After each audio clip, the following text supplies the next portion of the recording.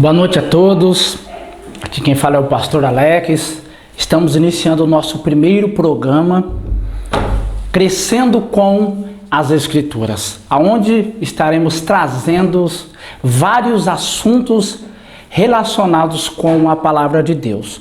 Mas antes de entrarmos em um assunto, eu quero trazer para vocês algumas razões que eu destaquei porque devemos estudar a palavra de Deus.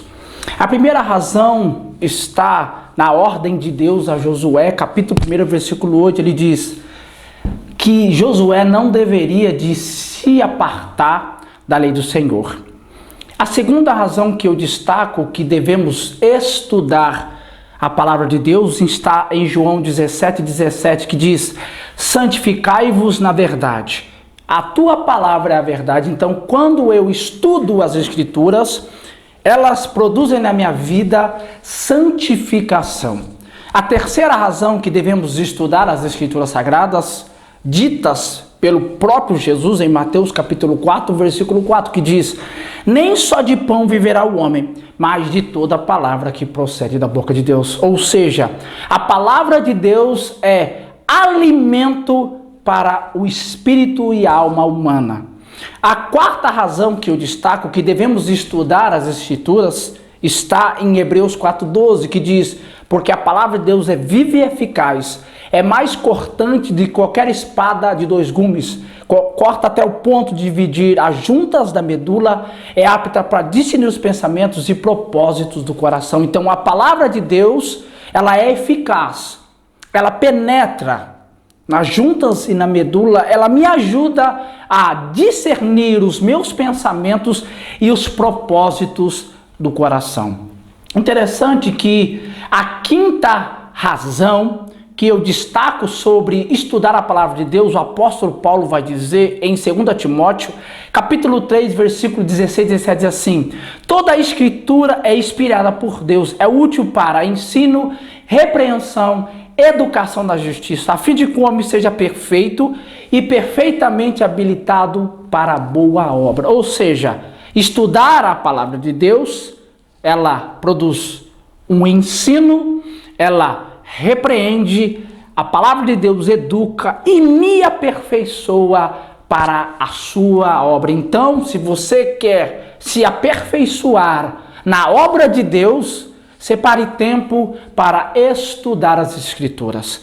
Interessante que a sexta razão de estudar a palavra de Deus está no fato de que ela me ensina e dirige a minha conduta e os meus passos. E quando eu pratico o que eu estudei, eu me fixo, me estabilizo na pessoa de Cristo. É o que o Evangelho de Mateus, capítulo 7, versículo 24, que diz: todo aquele que pratica a palavra de Deus, ele se fixa, se estabelece na rocha que é Jesus. Então, se você quer se firmar, se estabelecer, fixar-se em Cristo, estude a palavra e pratique a palavra. E a sétima e última razão de estudar a palavra de Deus é que diz em Salmo 119, versículo 105, diz: lâmpada para os meus pés e luz para o meu caminho.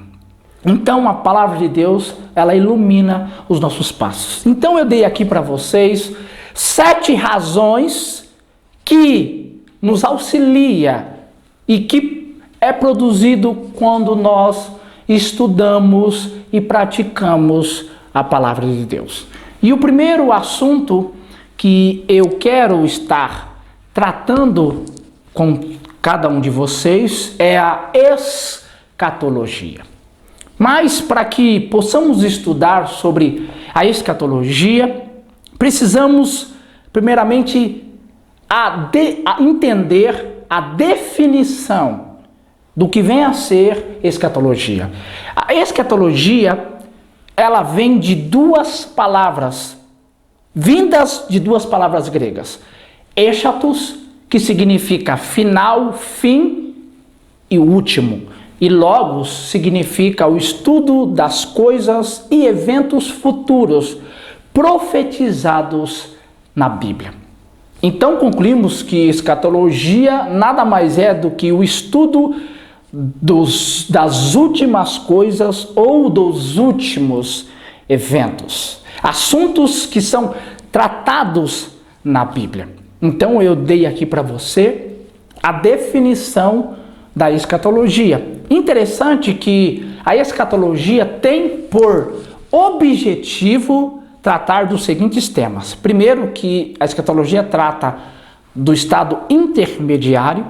A escatologia trata sobre o arrebatamento da igreja. A escatologia também trata sobre a tribulação, um período que durará 7 anos.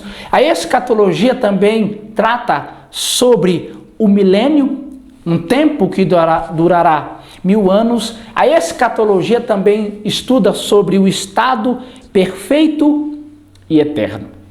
Esses são um dos temas que a escatologia irá trazer.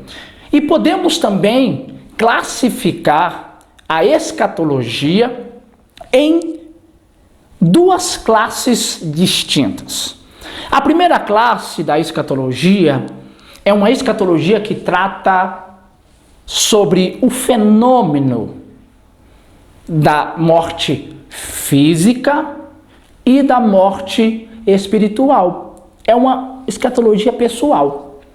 E interessante que esse fenômeno da morte física e espiritual são experiências individuais, ou seja, cada um terá a sua, tanto a morte física quanto a morte espiritual. Também, nesse mesmo ritmo da escatologia pessoal, nós temos o estado intermediário, temos também a ressurreição dos mortos, temos também os julgamentos de Deus, também temos o destino dos salvos e o destino dos ímpios e o estado eterno. A segunda classe da escatologia, que vem a ser a escatologia geral ou escatologia, sendo diferente da escatologia individual e pessoal, essa escatologia geral, ela trata de assuntos como a segunda vinda de Cristo, a grande tribulação, o milênio, a ressurreição dos mortos que antecedem o julgamento final, a vitória de Cristo sobre Satanás, o juízo final e o novo céu e uma nova terra. Então, queridos, eu trouxe aqui para vocês a definição da escatologia, os temas que a escatologia geral irá trazer, as classes da escatologia, a escatologia pessoal ou individual e a escatologia geral e coletiva. Interessante, para não ficar somente em termos teológicos, podemos também dizer que a escatologia, ela apresenta-se tanto no Antigo Testamento, como também no Novo. E eu quero trazer para vocês aqui, não vou trazer todos os textos e versículos que relatam sobre a escatologia no Antigo como no Novo, vou trazer alguns. Nós vemos que em Gênesis capítulo 3, versículo 15, após a queda do homem, vemos que Deus faz uma promessa a Satanás. Gênesis 3,15 ele diz: por inimizade entre ti e a mulher, entre a sua descendência e o seu descendente, este te ferirá a cabeça e tu lhe ferirás ao calcanhar. O que Deus está dizendo ali era a vitória de Cristo na cruz sobre Satanás. Então, é ali um evento futuro, uma profecia de Deus a um evento futuro. Aí quando eu abro Isaías capítulo 7, versículo 14, vemos a profecia do nascimento virginal de Cristo. O interessante é que em Miqueias capítulo 5, versículo 2, nós vemos uma profecia que relata onde o Cristo, o Messias, o rei de Israel, deveria nascer. Aí quando eu analiso Isaías, capítulo 1, Isaías 9, versículo 1 ou 2, nós vemos a profecia que Jesus sairia de Nazaré e iria mudar-se para Cafarnaum. Outra profecia.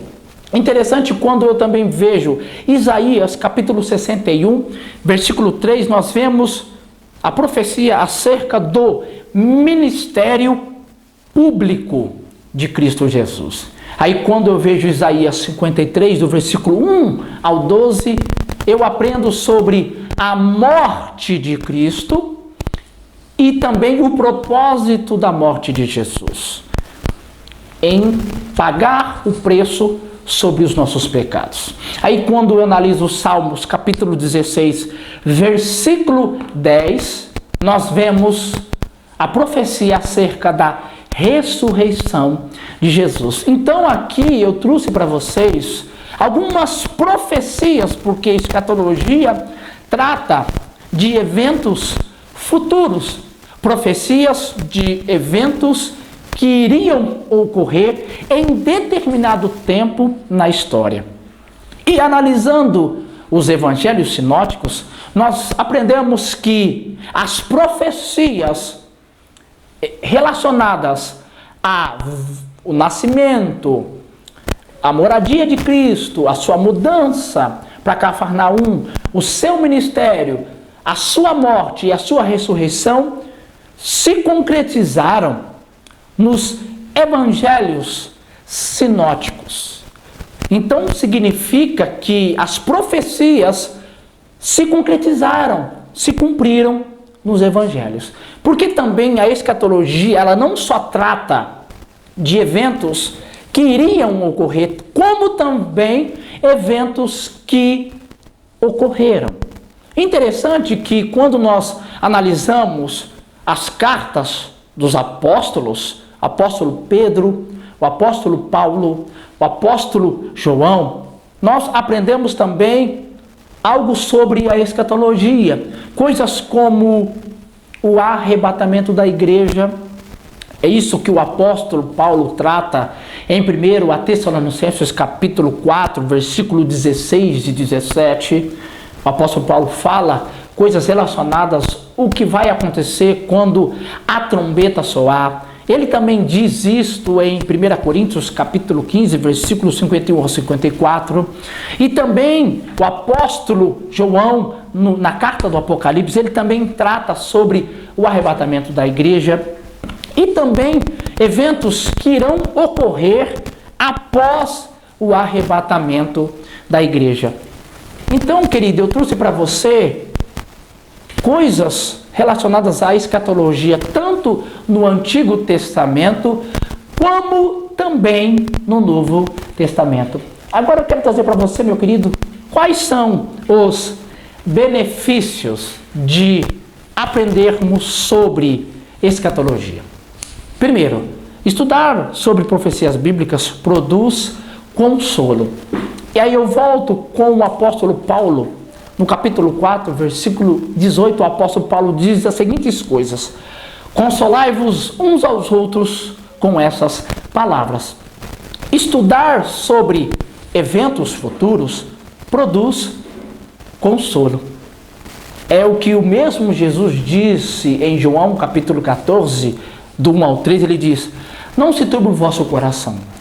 Credes em Deus, credes também em mim. Na casa de meu pai há muitas moradas, se assim não vos teria dito. Pois vou vos preparar lugar. E quando eu for vos preparar lugar, voltarei e vos receberei para mim mesmo, para que onde eu estou esteja vós também. Então isso produz consolo. Estudar as profecias bíblicas também produz esperança. E o mesmo apóstolo Paulo, ele diz na sua carta aos Coríntios, a primeira carta, capítulo 15, versículo 59, ele diz assim: se a nossa esperança em Cristo limita só nesta vida, somos mais infelizes dos homens. Então, estudar as profecias bíblicas produz também uma certa esperança. Como Romanos capítulo 8, versículo 24 a 25, o apóstolo Paulo diz assim: porque na esperança somos salvos. Ora, a esperança que se vê não é esperança, Pois se alguém vê, como espera. Mas se esperamos o que não vemos, com paciência o aguardamos. Então, quando nós estudamos as profecias bíblicas, isso nos produz uma certa esperança. Também estudar profecias bíblicas também produz conversão. Ou seja, conversão é mudar de vida, é mudar de rota, é tomar um novo rumo. Não mudamos de vida por medo do inferno. Você não deve temer ao inferno, mas devemos mudar de vida. Temos que ter uma vida transformada ao lermos as profecias, os eventos que ocorrerão futuramente. Pois que, se não mudarmos de vida, se não tivermos uma vida transformada, uma vida regenerada, uma vida que tenha uma mudança de pensamento, uma mudança de rota, certamente não veremos a Deus, pois Hebreus diz assim: seguir a paz um com os outros e a santificação, sem a qual ninguém verá o Senhor. Ou seja, sem uma vida transformada, sem uma vida regenerada, sem uma mudança de rota, não veremos o Senhor. E também, meu querido, quando nós estudamos as profecias bíblicas, produz santificação, purificação e vigilância. E quando nós estudamos as profecias bíblicas, produz um certo esclarecimento. João 8,32. Santificai-vos, o 8,32 diz assim: a palavra de Deus produz esclarecimento, né? E como o próprio Jesus diz, né, em João 8, 32 e 36, se o Filho vos libertar, verdadeiramente sois livres. Então, meu querido, quando nós estudamos as profecias bíblicas, nós ficamos atentos às heresias que vão surgindo em nosso tempo. E quantas heresias, meu querido, acerca do arrebatamento de Jesus, acerca do juízo final, acerca do novo céu e nova terra, que estão surgindo em nossos dias, e muitas das vezes, queridos, no meio da igreja, no meio do povo de Deus, vem surgindo certos estudos que querem combater as profecias bíblicas. E quantos dizem hoje acerca de que Jesus já voltou? E quantas doutrinas que estão surgindo de que Jesus não vai voltar, e que ninguém será salvo, e que não há um céu, e que também não há o inferno. E também eu digo para você, meu querido, que há uma doutrina existente sobre o purgatório. O que é o purgatório? Muitos dizem que as pessoas vão para o inferno, ali pagam os seus pecados e vão para o céu. Querido, essa é uma falsa doutrina. Não existe uma pessoa ficar no inferno, ali pagar os seus pecados e depois ir para o céu. Meu irmão, não existe determinada coisa. E o próprio autor de Hebreus, no capítulo 9, versículo 27, diz que depois que o homem morre, vence o juízo. E também uma parábola de rico e Lázaro, nós vemos isso. O rico morreu, foi sepultado e foi para o inferno.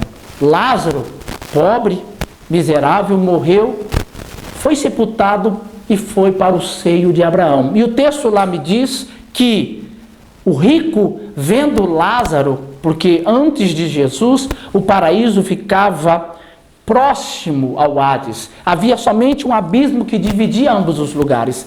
E o rico ali pedia para Lázaro molhar a ponta do dedo para refrescar a sua língua, porque ali havia um fogo árduo e intenso. Então, meu querido, não há nenhuma doutrina que diz na Bíblia que o homem paga os seus pecados no inferno e depois vai para o céu. E também não há nenhuma doutrina na Bíblia que o homem morre e ressurge. É a doutrina da encarnação, que o homem paga os seus pecados e volta em um novo corpo, em uma nova pessoa. Não há nenhuma doutrina na Bíblia que confirma essa doutrina da encarnação. Muitos dizem que o Espiritismo foi desenvolvido na ressurreição, melhor dizendo, de Jesus. Jesus não reencarnou, Jesus simplesmente ressuscitou ao terceiro dia. Então, meu querido, é o que nós aprendemos da escatologia, tanto do Antigo Testamento quanto do Novo Testamento. É muito importante, meu querido, minha querida, que nós começamos a aprender sobre escatologia, tanto no Antigo quanto no Novo. Interessante, algo me chama muita atenção no Novo Testamento, um texto, uma passagem escatológica que se encontra no Evangelho de Mateus, do capítulo 24 ao capítulo 26. Ali nós aprendemos algumas coisas relacionadas à escatologia, tanto individual como coletiva. Ali nós aprendemos sobre os falsos cristos que viriam dizendo ser o Cristo e certamente enganariam muitos. Ali nós também aprendemos sobre a iniquidade, porque diz que se por multiplicar a iniquidade, o amor de muitos se esfriará. Ali nós também aprendemos sobre guerras e rumores de guerras.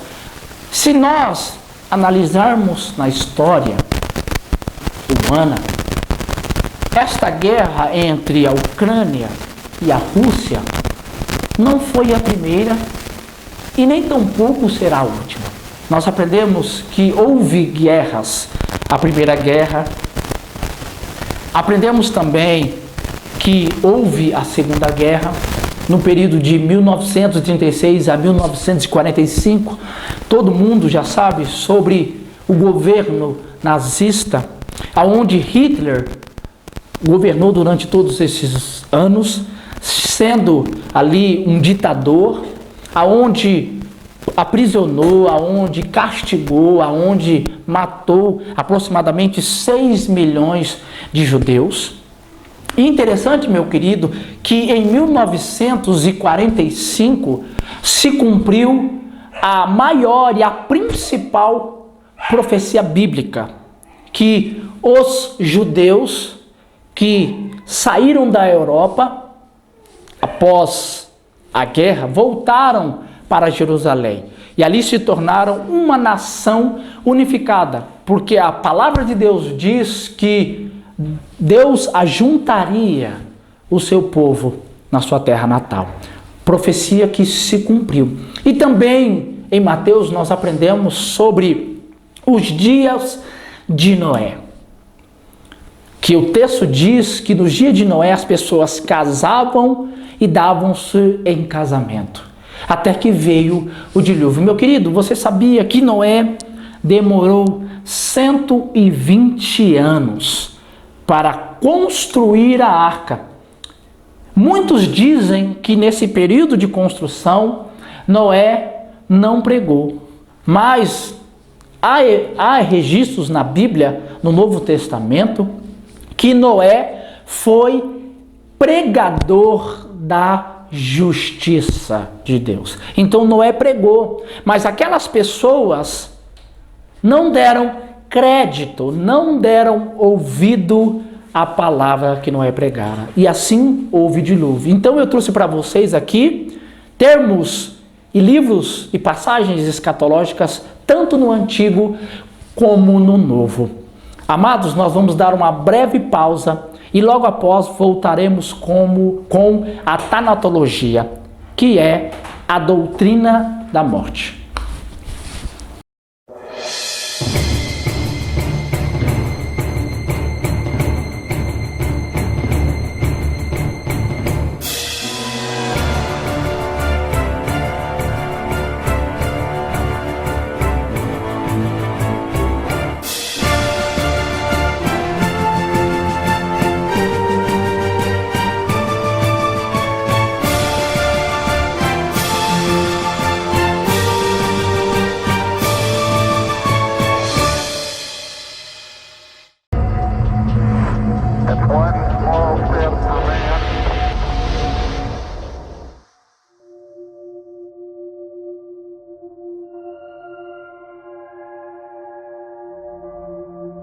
Um gigante majestoso. Atrai a atenção de curiosos e guarda diversos segredos. Saturno é o sexto planeta a partir do Sol e o segundo maior do nosso sistema solar. O misterioso planeta recebeu seu nome ainda na Antiguidade Romana. Observadores da época não conseguiam entender por que alguns astros se moviam de maneira tão diferente. A esses errantes do espaço, os planetas, foram dados nomes de poderosos deuses. Com seu forte brilho, que chama a atenção na paisagem celeste, Saturno é o deus do tempo, do grego Cronos. Se de longe Saturno parece calmo e majestoso, olhando de perto o planeta é aterrorizante. O gigante gasoso gira a uma velocidade incrível. Leva apenas 11 horas para dar uma volta em torno de si. Lá os ventos são inimagináveis, chegando a 1.800 km por hora. As luas de Saturno são um capítulo à parte e que tem atraído a atenção de muitos pesquisadores. O grande planeta tem mais de 60 satélites naturais à sua volta. Um dos mais notáveis é Titã. Maior que o planeta Mercúrio, Titã é a única lua do sistema solar que possui atmosfera.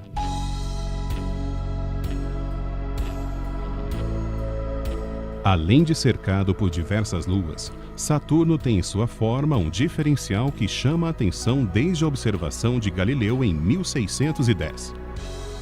O astrônomo italiano não conseguia entender o que eram aquelas formas vistas ainda com pouca definição pelos telescópios da época.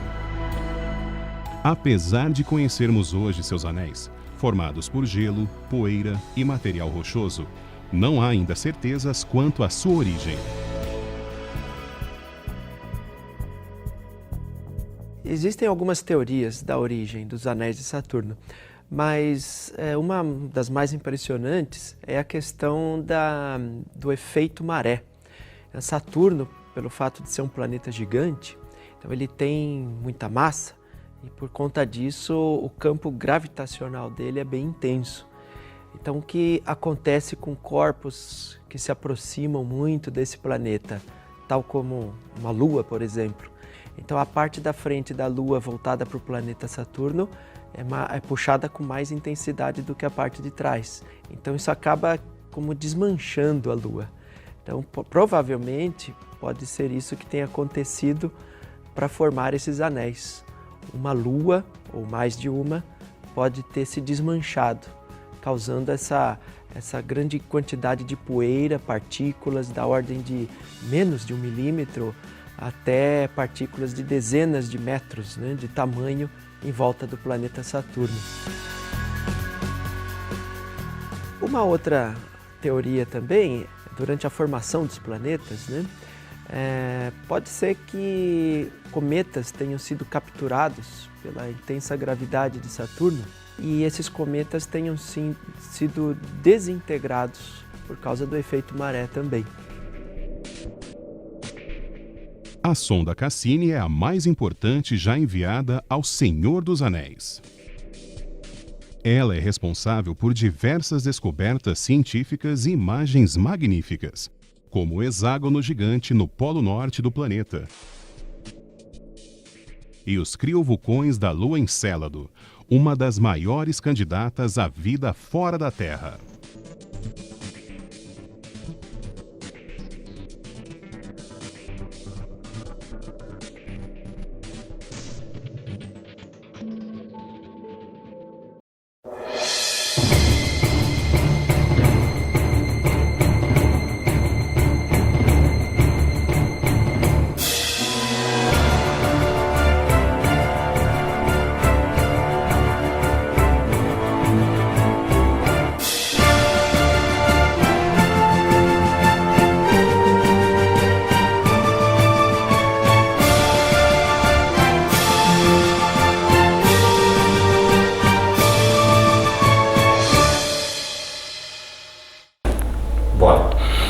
Olá, voltamos aqui e eu repito sobre a disciplina que vamos tratar agora, a tanatologia, que vem do grego thanatos, que significa morte, do latim mortem. O que é a morte? A definição mais simples da morte é parar de viver. Não existe definição mais simples, mais fácil do que deixar de viver. Ou também, num termo mais científico, morte significa cessar das funções vitais do corpo humano. E no termo teológico, morte é a separação do corpo, da alma e do espírito. Então, meu querido, eu trouxe aqui para vocês as definições do termo morte. Mas, queridos, após ter entendido as definições da morte, nós precisamos entender que o homem morre uma só vez, como diz Hebreus 9:27. Mas há três fases, ou três tipos, melhor dizendo, da morte. A primeira delas é a morte física. Mas eu não posso esquecer que ambas das mortes que serão tratadas aqui, elas são resultados do pecado de Adão e Eva. Pelo pecado de Adão e Eva que veio a morte física ao homem. Isso está em Gênesis capítulo 3, versículo 9. Deus diz: do pó veio e do pó voltarás. E vemos que depois, em Gênesis, vemos que Adão viveu anos e anos e morreu. E assim, meu querido, após a desobediência, a morte física passou ao homem, nascido de mulher. Então, meu querido, essa é a primeira morte que o homem vai experimentar. A morte física, separação do corpo, da alma e do espírito. Mas, como diz as Escrituras, nem todos devem temer a morte. A segunda morte que nós vamos aqui aprender é sobre a morte espiritual. Isaías 59, versículo 2 diz assim: mas os vossos pecados fazem separação entre vós e o vosso Deus. Os vossos pecados encobrem o rosto de vós, para que não vos ouça. Meu querido, minha querida, a morte espiritual é a separação espiritual do homem de Deus, resultado do pecado. Então, o homem, quando peca, ele se torna separado de Deus, meu querido. Ele não pode ter nenhum contato com o Criador no contexto espiritual por causa desta morte. Então, meu querido, olha a consequência que o pecado trouxe para a vida do homem: a morte física e a morte espiritual. Nunca se esqueçam, meus queridos, que Deus é espírito. Então, a forma como o homem se conecta com Deus é através do seu espírito. E como o homem pode se conectar com Deus se o seu espírito está morto? Não existe nenhuma possibilidade do homem encontrar-se com Deus quando o seu espírito está no estado morto. Ele precisa ser vivificado, revivido, para que ele possa ter um contato com o seu Criador. É uma obra que o Espírito Santo produz no espírito do homem, e ele dá vida ao espírito do homem para que ele possa se conectar com Deus. Esta é a segunda morte que destacamos aqui na tanatologia.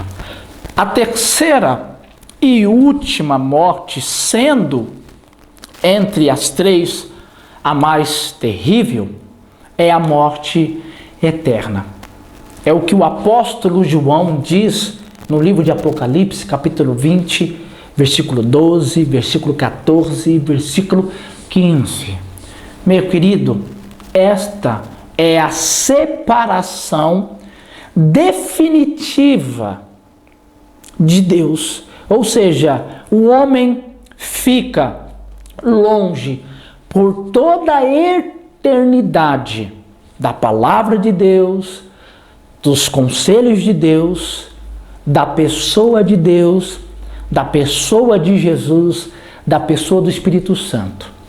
É a mais terrível, mais indesejável das 3 mortes que o homem possa experimentar. É a separação, meu querido, definitiva da pessoa de Deus. Meu querido, então eu vou aqui repetir para você as 3 mortes: a morte física, a morte espiritual, a morte eterna. Essas 3 classes que estão incluídas na tanatologia. Então, meu querido, eu quero dizer para você, o que me livra dessas 3 mortes? Para ser livre da morte, meu querido, pode ser que você seja um cristão e venha entrar ou participar da morte física. Como eu disse e repito, a morte física, para aqueles que servem a Jesus, que estão vivendo com Cristo, servindo a Cristo em retidão e integridade, ela não é uma derrota, mas sim uma vitória. Mas para aqueles que não servem a Cristo, aqueles que não têm uma vida com Cristo, não têm uma certa intimidade com Cristo, não entregaram a sua vida a Cristo, a morte física é o início de uma dor, de um tormento que ainda será maior. Então, para aqueles que não têm Jesus, a morte física é o início de um julgamento terrível. Agora, a morte espiritual, ela já aparece desde que uma criança nasce. Porque o pecado, meu querido, é hereditário. Toda criança que nasce, já nasce com uma natureza decaída. Toda criança que nasce, já nasce com uma natureza, meu irmão, devassa, que sempre vai se inclinar para as coisas da carne. E aí, se você analisar Gálatas, capítulo 5, nós vemos sobre as obras da carne. Então, essas obras levam o homem à condenação eterna. Então, meu querido, uma criança não nasce, como eu posso dizer, santo. Ou como muitos dizem, ele ainda é um anjinho. Isso não existe. Todos nós nascemos com uma natureza devassa, uma natureza decaída, uma natureza que leva o homem ao inferno. Foi por isso que Cristo morreu na cruz do Calvário, para nos livrar da condenação eterna, como a palavra diz em Romanos 6:23, porque todos pecaram e carecem da glória de Deus. Então, toda criança já nasce com uma natureza devassa, com a natureza decadente. Agora, a morte espiritual também já é do homem. Como eu disse, se o homem nasce já com uma natureza decadente, uma natureza devassa, ele também já nasce separado de Deus, espiritualmente. Mas para que o seu espírito seja vivificado, revivido, ele precisa ter o seu Senhor como Salvador. É o que o apóstolo João, na sua primeira carta, capítulo 4, versículo 15, diz: aquele que confessar que Jesus Cristo é o Filho de Deus, Deus permanece nele e ele em Deus. Então, quando eu entrego a minha vida a Jesus, o Espírito de Deus vem morar em mim. E esse Espírito de Deus que habita em mim, ele revive o meu espírito. Assim eu posso me conectar com Deus, ter uma intimidade, um relacionamento, sentir a pessoa de Deus, me relacionar com a pessoa de Deus. Então, meu querido, se há a morte espiritual, é preciso ter Cristo Jesus para que o Espírito Santo revivifique ou levante o espírito humano. Agora, a morte eterna, ela só vai acontecer se o homem morrer sem Jesus. Aqueles que já estão no inferno, aqueles que morrerão na tribulação, que aceitarem o anticristo, a marca da besta, aqueles que se levantarem contra Cristo e aqueles que serão julgados no juízo final, todos eles serão lançados no lago de enxofre, que é a segunda morte.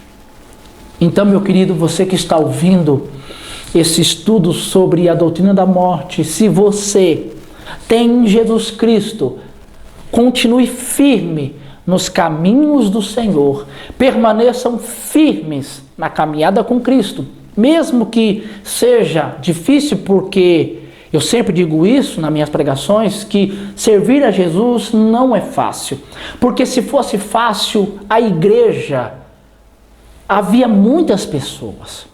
Por que não é fácil, pastor? Porque o evangelho exige renúncia. O evangelho exige abandonar os seus prazeres, abandonar o desejo da carne. O evangelho é isso, meu querido. Não existe evangelho sem renúncia. Jesus disse em Mateus 16, se alguém quiser vir após mim, tome sua cruz e siga-me, se quiser. Então o evangelho é renúncia. E o mesmo Jesus diz em João 16, 33, no mundo tereis aflições, mas tem de bom ânimo. Então, se você está servindo a Cristo, continue servindo. Você que está ouvindo esse estudo, que ainda não tem Jesus Cristo, que ainda não confessou os seus pecados, entregue sua vida a Jesus para que você não sofra esta morte eterna, para que você não continue nesta morte espiritual e para que você não enfrente um julgamento terrível após a morte física. Entregue o seu caminho ao Senhor, entregue sua vida a Jesus, siga a Cristo, porque Cristo é a única forma de encontrar com Deus. Ele é o único caminho, como ele mesmo diz, João 14, 6, eu sou o caminho, a verdade e a vida. Ninguém vem ao Pai senão por mim. Então, meu querido, eu gostaria que você guardasse todas essas palavras que aqui foram preferidas. Sabe, meu querido, o profeta Oséias, no capítulo 6, ele vai dizer que o meu povo foi destruído por falta de conhecimento. Então, quando eu aprendo as Escrituras Sagradas, quando eu dedico tempo às Escrituras Sagradas, eu fico atento a todas as heresias que vão aparecer, a todos os falsos ensinos que vão aparecer, todas as correntes contrárias à palavra de Deus que estarão aparecendo e vão aparecer, meu querido, com o passar do tempo, serão destruídas e aniquiladas pela palavra de Deus. E se você, meu querido, que está nos assistindo aí, tiver algum estudo, alguma disciplina sobre a palavra de Deus que talvez você tenha dúvida, que você não saiba ou que você quer aprender, mande o seu comentário aí, sabe? Nessa live ao vivo, mande aí a sua pergunta, mande aí o seu tema, mande aí o seu estudo que nós estaremos tratando aqui todas as terças-feiras. E que Deus abençoe você, que Deus abençoe sua casa, que Deus abençoe sua família. Dedique tempo à palavra de Deus, separe tempo para ler a Bíblia.